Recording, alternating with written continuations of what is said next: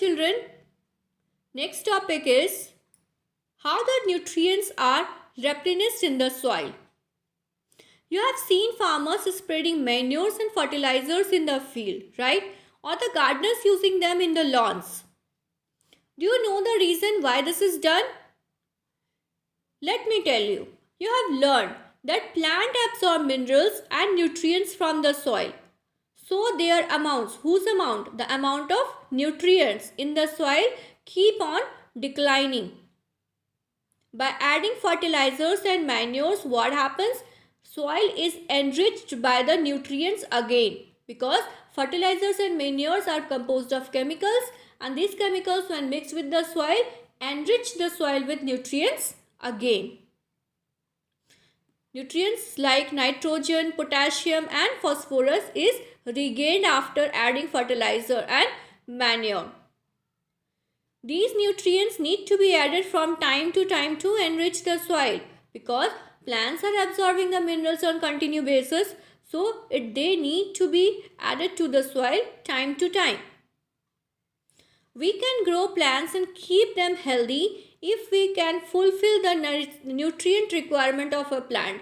You must have seen sometimes, or you have observed, what happens if the soil is deprived of nutrients. The growth of the plant retards. Retards means the plant does not grow to its height, or it suffers from different diseases.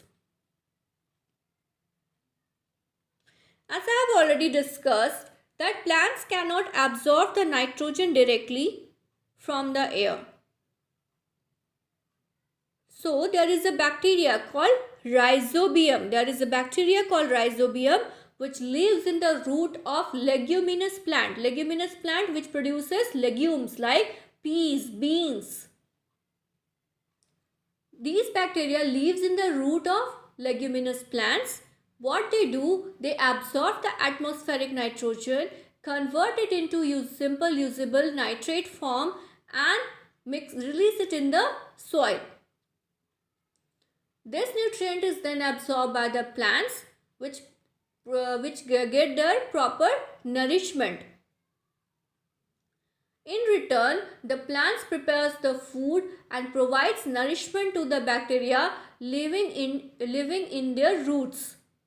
The bacteria produces nodules in which they stay and they get their nourishment. Here you can see, children, both plants and the bacteria are benefiting each other. They are helping each other. So this is another example of symbiosis.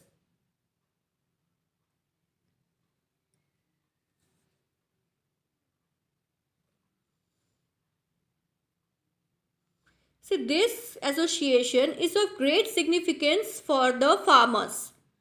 They can reduce the use of nitrogenous fertilizers where leguminous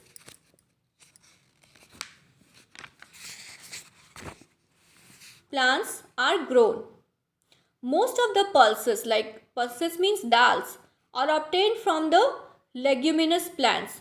So this relationship is important, as you must have heard about the crop rotation also. What happens after the growth of the normal plant?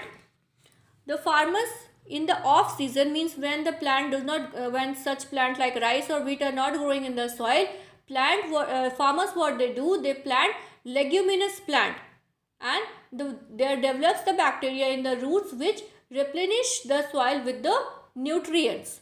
So this crop rotation technique adds the nutrients to the soil and lessen the use of fertilizers and minerals, because these are chemical substances, harmful also. So soil gets replenished by the with the nutrients in a natural way. So in this chapter you have learned that most of the plants are autotrophs, but a few plants are parasitic or saprophytic. They do not possess chlorophyll and cannot take part in the process of photosynthesis. So they derive their nutrition from other organisms. And such plants and organisms which are dependent on others for their food and nourishment are known as heterotrophs, and this mode of nutrition is known as heterotrophic mode of nutrition. I hope children you have understood the chapter well, and the exercises are given in the school website. Do note down in your classwork copy and stay safe. Thank you.